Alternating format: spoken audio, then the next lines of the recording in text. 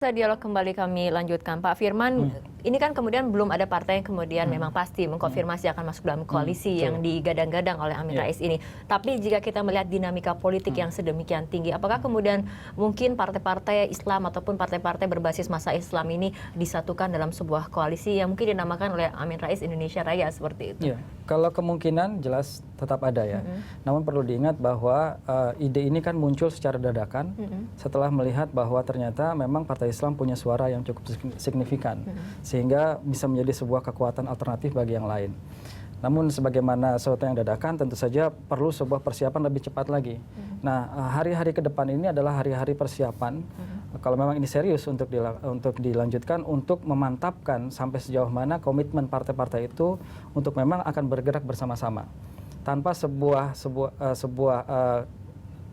manuver yang betul-betul mampu memastikan itu. Maka seperti yang Anda katakan tadi, memang belum firm, sehingga kemungkinan untuk tercerai-berai pun masih ada. Karena walau bagaimanapun masing-masing partai Islam yang akan bergabung ini juga memiliki kepentingan yang juga masing-masing dan sudah mulai menebarkan jaringnya, katakanlah begitu, ke pihak-pihak lain yang juga punya potensi untuk menang. Karena salah satu kemudian yang dikhawatirkan adalah bagaimana komitmen dari partai itu ataupun loyalitas dari partai itu terhadap koalisi.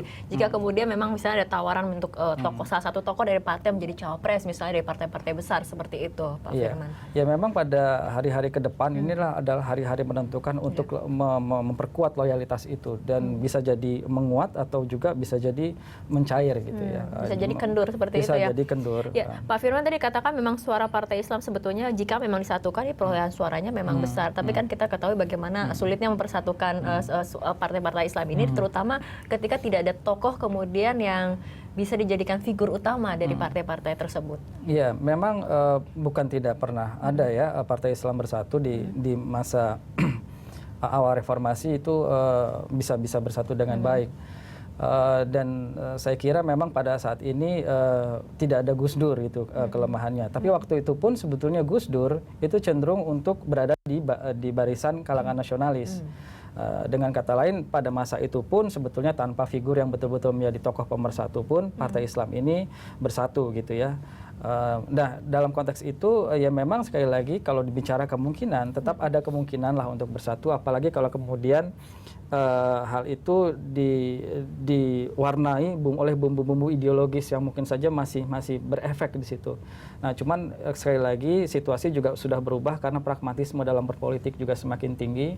Maka tentu saja upaya ideologis ini juga harus dibarengi dengan komposisi katakanlah pembagian kekuasaan yang juga cukup memuaskan untuk segala pihak. Di sisi lain memang mungkin tokoh pemersatunya mungkin tidak memerlukan tokoh lagi. Yang diperlukan sekarang adalah bagaimana partai-partai Islam ini bisa memenangkan pilpres dengan tokoh yang mungkin bukan dari kelompok Islam. Oke. Baik, Pak Firman, kita akan kembali berbincang dengan Bapak Hidayat Nur Wahid yang sudah terhubung di ujung telepon. Pak Hidayat.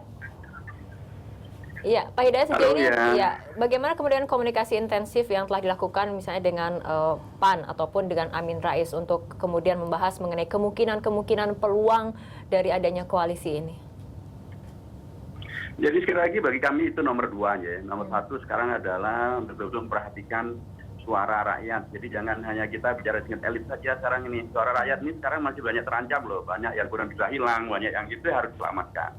Dan rakyat dalam konteks ormas-ormas Islam, mereka mempunyai aspirasi dan aspirasi itu perlu mereka dengar. Jadi kami lebih mendahulukan mendengarkan suara rakyat ketimbang manuver-manuver elit.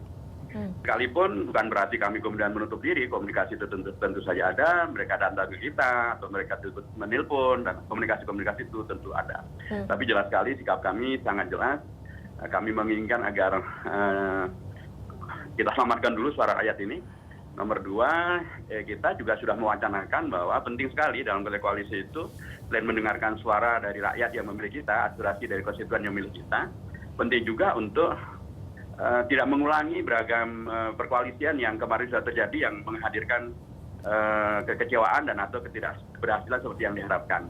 Karenanya kami di fraksi PKS di DPR sesungguhnya pada waktu proses pembahasan undang-undang tentang Pilpres, kami sudah mengusulkan agar di dalam undang-undang tentang Pilpres itu juga ada ketentuan tentang berkoalisi. supaya rujukannya undang-undang yang bisa dijadikan pegangan supaya tidak menghadirkan multitafsir yang menghadirkan gonjang-ganjing politik yang tidak kita perlukan. Ya, jadi sekali lagi kami komunikasi politik dilakukan, tapi yang paling utama bagi kami adalah sekarang ini menyelamatkan suara rakyat dan bukan sekedar menunggu hasil real count, tapi mengkritisi supaya nanti hasil quick count itu betul-betul seperti yang menjadi suara rakyat dan bukan sesuatu yang terjadi karena adanya penggelembungan maupun juga perbedaan suara. Pak Hidayat dan juga Pak Firman, kita harus tahan dulu perbincangan, kita ikuti jeda berikut terlebih dahulu.